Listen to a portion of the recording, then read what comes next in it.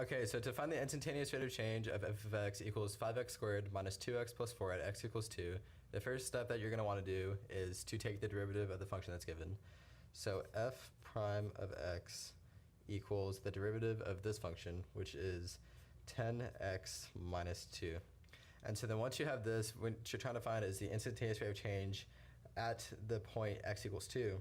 So what you would do there is you go to f prime, plug in 2, and so you would substitute 2 in for wherever there's an x in the function, and so that would become 20 minus 2, which is equal to 18. You can also find the instantaneous rate of change of a function using your calculator. If you go to alpha, f2, and then down to 3 in deriv, this gives you a layout where you can plug in the numbers you need to find your answer.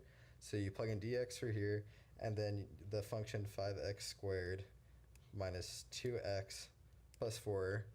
Note that this is the original function and not the derivative function. And then you plug in 2 for the x, and that gives you the same answer, 18. There's also another way to find the instantaneous rate of change of a function in your calculator.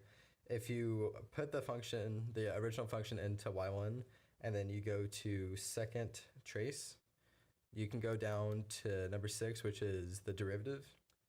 And then it shows you this here, and then you plug in the x value of the instantaneous rate of change that you're trying to find. So in this case, it would be 2, and then that comes out to be 18 as well.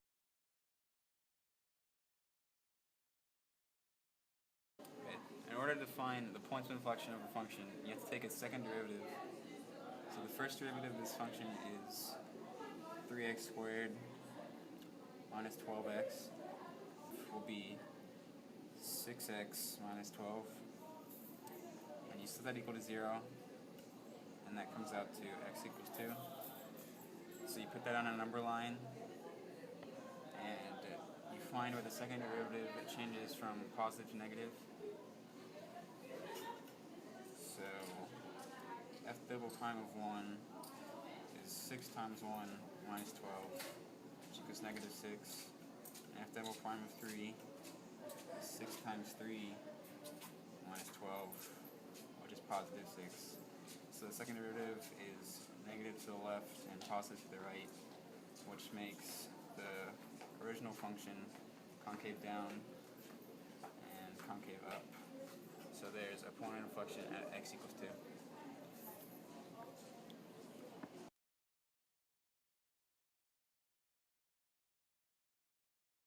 Okay, so this problem says to find the derivative of the integral evaluated from a to x of the function 4t squared plus 5 dt. And so in order to solve this, you're going to want to use the fundamental theorem of calculus, which says that when you're taking the derivative of the integral of a function, the upper limit of the integral will replace any variables that are in the function.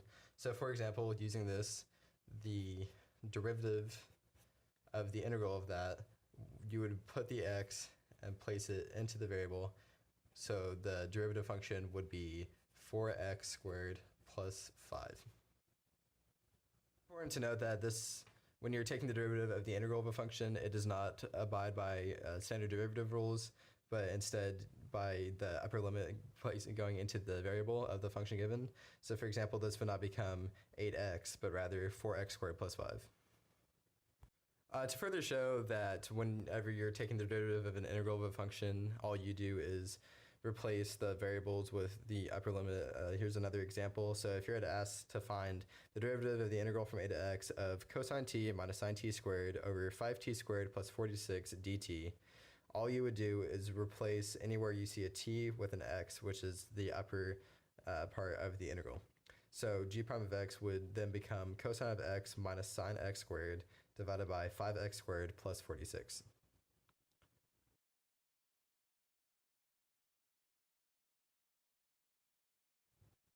When you're given the differential equation dy over dx equals 5x times y and you're asked to solve it, the first thing you want to do is make sure that the dx is with the x and the dy is with the y. So in order to do that, what would happen is the dx would move over to the right. So dy equals 5x times y dx. And then you want the y to move over to the dy side. In order to do that, you would multiply and get 1 over dy times dy equals 5x dx. Now from here, you take the integral of both sides, and notice that 1 is the derivative of y, so this entire part becomes natural log. Okay, so now that you have both of these, you take the integral of the left side, and so that becomes natural log of y equals the integral of 5x. And so the integral of 5x is 5x, you raise the x to the power of 2, and then you divide by the number you raised it to, so it becomes 5x squared over 2. And then whenever you take the integral of a function, you want to add plus 2 to the end, which represents a constant. And so you're left with this. And now in order to get rid of the natural log to leave y by itself, we exponentiate both sides. So e to the natural log of y equals e to the 5x squared over 2 plus e to the c. And now that we can cross these out, we're left with y equals c e to the 5x squared over 2.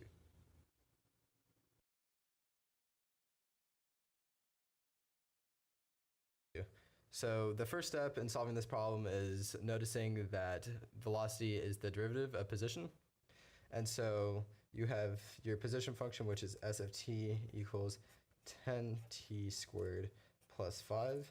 And your velocity function would be 20t because it is the derivative of the position function. And so you're looking for the instantaneous velocity at t equals 2. So you plug in 2 into what's given, which is 20 times 2, so that becomes 40. And you know that the instantaneous velocity at that time is 40 units per second.